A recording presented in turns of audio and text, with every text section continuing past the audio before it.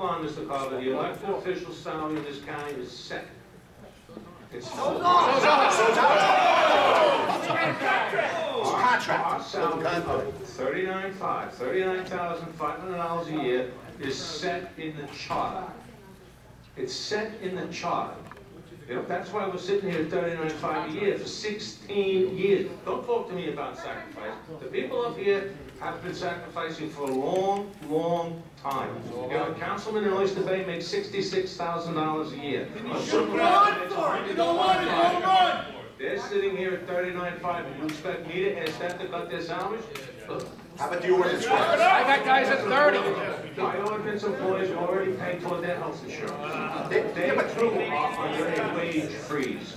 They don't get steps every year automatically.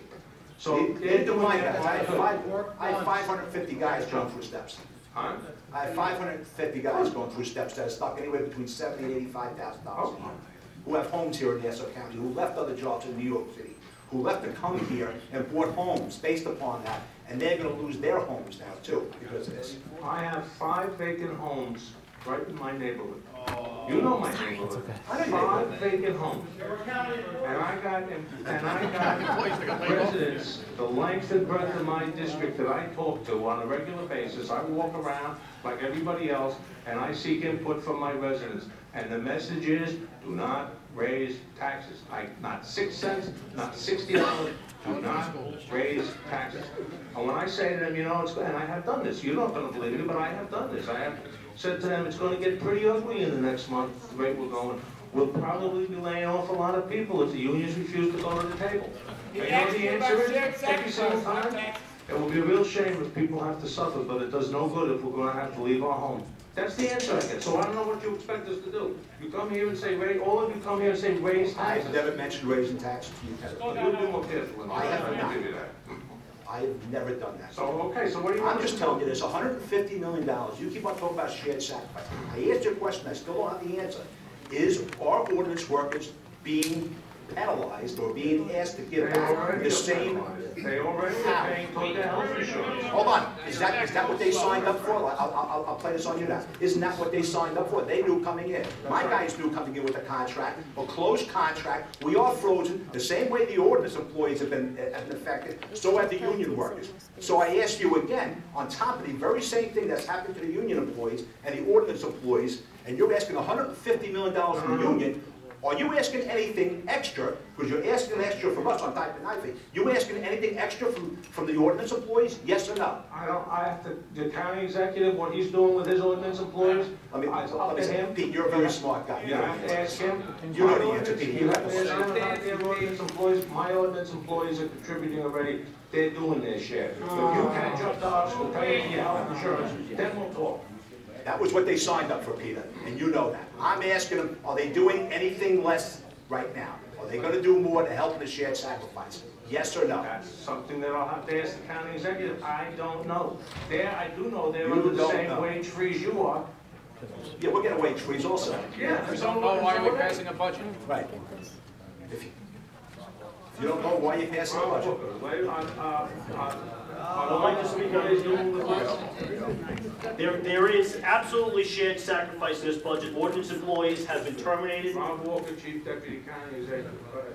We have positions that are not being filled in the budget. The amendment that will come forth of December 15th will include additional layoffs of ordinance employees, additional decrease in titles of ordinance employees, and we understand the severity of this issue as this is a shared sacrifice. And it's every member of the entire Nassau County family, including our ordinance staff. As you know, we've cut $14 million already of ordinance employees in a year and a half, and further cuts will be coming December 15th. So yes, there is a shared sacrifice. CECA and every union member is sharing the sacrifice also.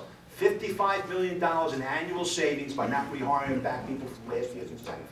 You guys know that. So the shared sacrifice has been there. You're asking us to keep on doing more and more and more. It's not shared. It's not shared. It's not shared, Peter. You know that. And you would have us do what? You know, when you were in a minority, you were a lot smarter. Oh, really? You were a lot smarter in a minority. You never had an answer like that when you were in a minority, Peter. And you know what? And you had my hand, so what? Let's go. Hey, you know, we both did. Exactly. January 1st to be in a minority. Exactly. You know, again, the place for this is with the administration. No, it's not. You're supposed to look at a budget to see if it's I look at it, attainable. but If it's the not budget attainable, you're calls- supposed to adjust it. The budget calls for $150 million in labor savings. That budget calls for that apparently. The National Interim Finance Authority is on board with that number as well.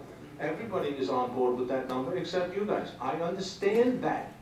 But I'm telling you, I'm suggesting to you that it is incumbent upon you to go to the administration with a counteroffer. You know your number, go to them with a counteroffer. I'm no expert in this, I don't claim to be. But the county executive does negotiations, not me, not anybody up here. So to come down here and say, oh, it's I don't know if that's true or not, Jimmy, I'll take you at your word. But I'm not in the room. Oh, well, they said this, oh, he said, I don't know. Peter, you just said that you wouldn't take a pay cut right now. 39.5, Jimmy, let's get No, there. I know. Well, you got an extra for being a zoning officer, so that's it. Whatever it is. I know you tried a couple of years ago to try to get yourself a raise and didn't work out. Yeah, we repealed it the instant the sales tax came in $98 million short.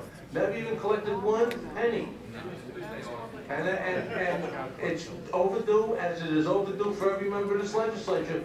But it wasn't the time then, and it's not the time now, so we sit here for 16 years without a raise. Come on.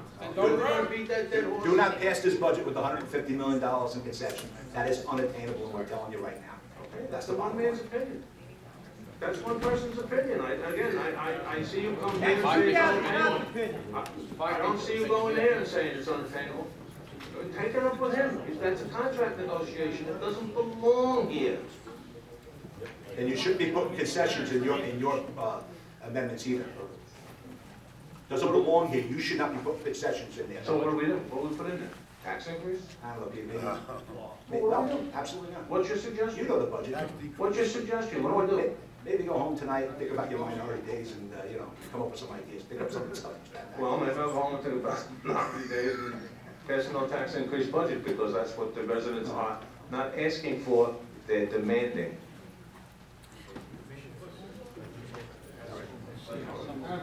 Of course you do, legislator Denver.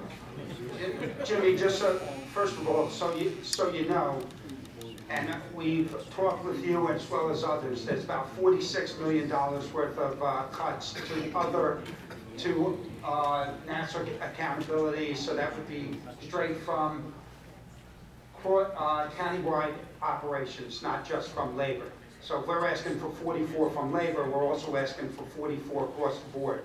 But in your opinion, with this budget, with $150 million worth of concessions, mean that you're going to have furloughs and layoffs because you can't come up with those concessions? That's correct.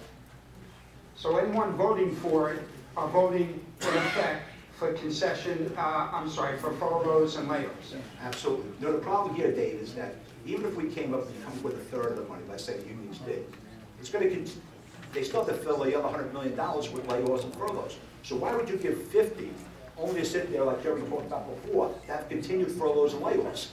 You got to come up with a reasonable number where you don't have layoffs, you don't have furloughs, and you have concessions at the same time. This is what's not being understood right here, is that even if we did this much, they're still going to take the rest out. They're saying $150 million, no matter how you come up with it. So sit down, and if the most your guys can pass, let's say it's $50 million, well, we're going to take out the $100 million off their hides anyway. So why do you sit down and talk then? And you would agree also that the other 150, like 150 is coming from concessions, the other 150, all of a sudden is coming from borrowing now. Right. So when the borrowing's done 4 years from now, you're going to have to do even more. That's correct. It's back. So I'm going to go back to your question, to the people, to the union leaders up here. If this concessions means that big a cut in salaries or furloughs or layoffs, you were leaders, you're shop steward, you were on the board of SOA. Why would you do this? Mr. Denenberg, that's out of order. Why is that out of order? That was Jimmy's questions. I agree with Mr. Columbus' question. Cross-questioning of legislators, it's the speaker and the legislator. If you have a question for Mr. Carver, ask it. Mr. Carver, in terms, I asked this question before. You see our amendments. We tried to do it, across the board, 30%, 30%, 30%, looking at outside contracts,